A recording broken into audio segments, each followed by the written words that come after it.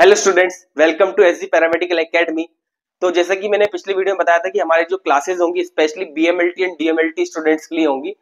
तो एक बहुत ही इंपॉर्टेंट टॉपिक है जो ना ही केवल बीएमएलटी एंड डीएमएलटी स्टूडेंट्स बल्कि nursing, pharmacy courses and other health care courses के लिए बहुत ही ज्यादा इंपॉर्टेंट है। तो उस टॉपिक का नाम है sterilization. So what is sterilization?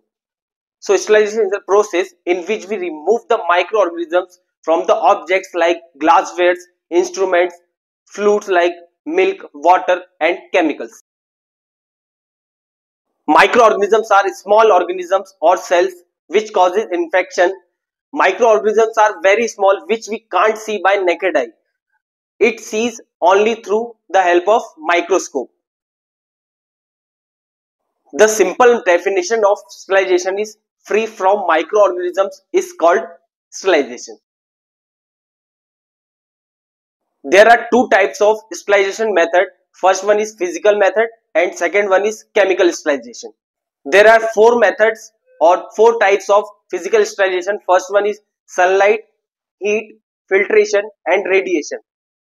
And in chemical sterilization we use many types of chemicals as are antiseptics and disinfectants.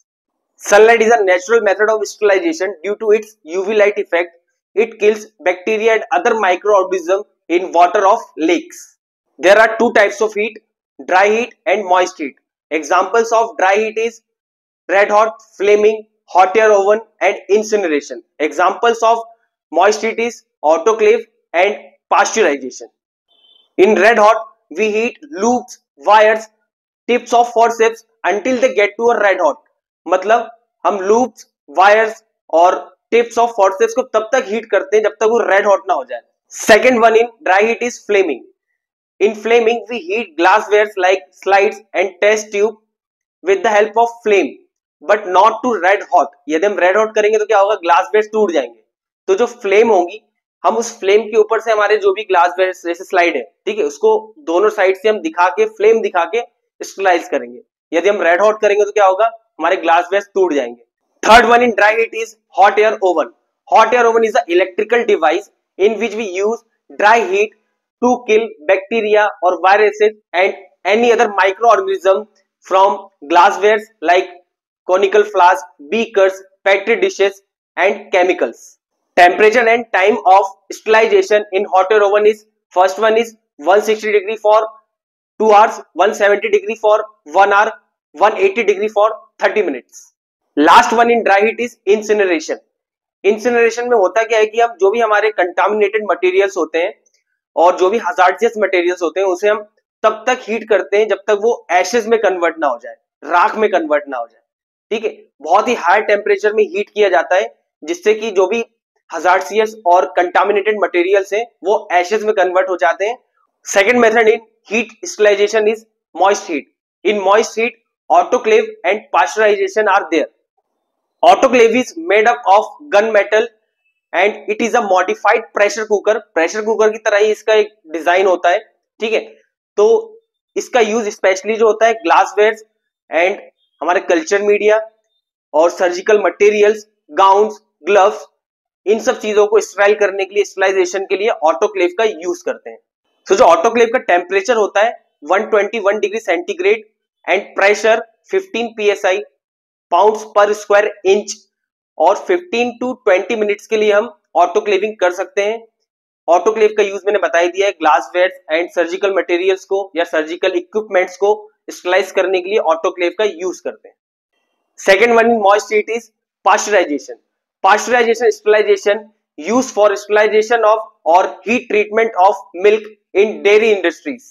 There are two types of pasteurisation, HT and second one is LT. High temperature short time and low temperature long time. Temperature and time duration for HT is 73 degrees Celsius for 15 seconds and temperature and time duration of LT is 63 degrees Celsius for 30 minutes. Third method in physical sterilization is filtration. Filtration sterilization is used for removing microorganisms from the liquids like chemical and waters with the help of filters. That filters have pores smaller than microorganisms. There are various types of filter: candle filter, membrane filter, asbestos disc filter, sintered glass filter and HEPA filters. यदि हम बात करें इन filters की, तो जो candle filter है, membrane filter है, sintered glass filter और एस्बेस्टॉस डिस्क फिल्टर, तो इनमें से कुछ फिल्टर्स जो है वो वाटर के फिल्ट्रेशन के लिए यूज हो रहा है, कुछ बेवरेजेस कंपनीज है वो फिल्टर्स का यूज करती हैं, और केमिकल्स प्रोड्यूसिंग कंपनीज होती है, इंडस्ट्रीज होती हैं, वो इस फिल्टर्स का यूज करती हैं, ठीक है। और लास्ट वन है HEPA filter, HEPA, high efficiency particulate air. इसका यूज जो है वो एयर की क्लीनिंग के लिए हो रहा है, ठीक है। बाकी जो फिल्टर्स है उनका यूज कहीं ना कहीं लिक्विड्स को फिल्टर करने के लिए यूज हो रहा है, और जो हेपा फिल्टर है इसको एयर की क्लीनिंग के लिए यूज कर रहा है, ठीक है। तो यदि हम बात करें हमारे लेबोरेटरी में इसकी यूज की, तो हमारे लैब में एक इंस्ट्रूमेंट है लेमिनार एयर फ्लो, उसके कैबिनेट को फिल्टर करने के लिए, उसके कैबिनेट को, उस एरिया को, इस एनवायरमेंट को स्टरलाइज करने के लिए हेपा फिल्टर्स का यूज होता है। किस इंस्ट्रूमेंट में? लेमिनार एयर फ्लो में।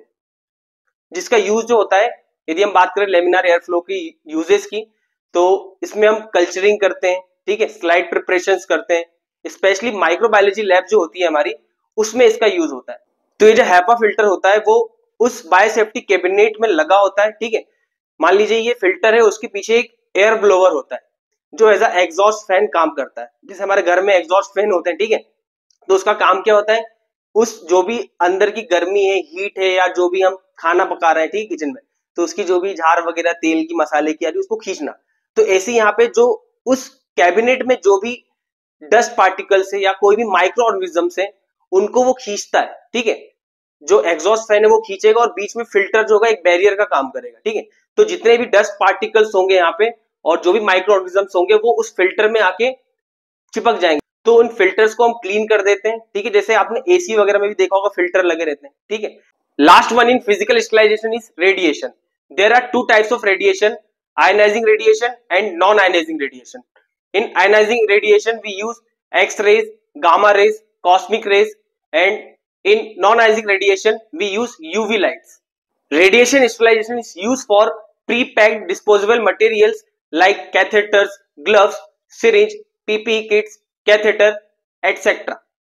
Second method of sterilization is chemical method. Chemicals included alcohol, aldehyde, halogens, hydrogen peroxide and phenols. So यदि हम बात करें केमिकल्स की यूजेस की, तो जो अल्कोहल होता है एज अ एंटीसेप्टिक यूज होता है, और एल्डिहाइड ग्रुप में फॉर्मेल्डिहाइड जो होता है वो टिश्यूज और जो हमारे मॉर्चरीज में बॉडीज होती है उनको प्रिजर्व करने के लिए, फिक्स रखने के लिए, उनके फिक्सेशन के लिए यूज होती है। बात करें हेलोजेंस की, तो हेलोजेंस में क्लोरीन और आयोडीन आता है। तो क्लोरीन का यूज सभी को पता है, वाटर के प्यूरिफिकेशन के लिए होता है, ठीक है।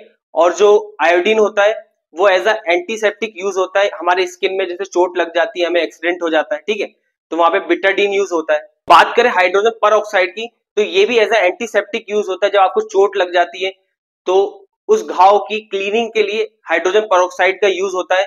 तो हमारा स्टरलाइजेशन टॉपिक यही समाप्त हुआ, ठीक है। तो मैंने आपको बहुत ही शॉर्ट में बताया है, होप आप लोगों को समझ में आया होगा। यदि आपकी जो भी क्वेरीज है, कुछ क्वेश्चंस है, तो आप कमेंट में मुझसे पूछ सकते हैं। और यदि आपको वीडियो पसंद आया हो तो वीडियो को लाइक करें, कमेंट करके बताएं और हमारे चैनल को सब्सक्राइब करें, ठीक है। मिलते हैं नेक्स्ट वीडियो में, तब तक के लिए bye bye, take care and keep watching S V paramedical academy.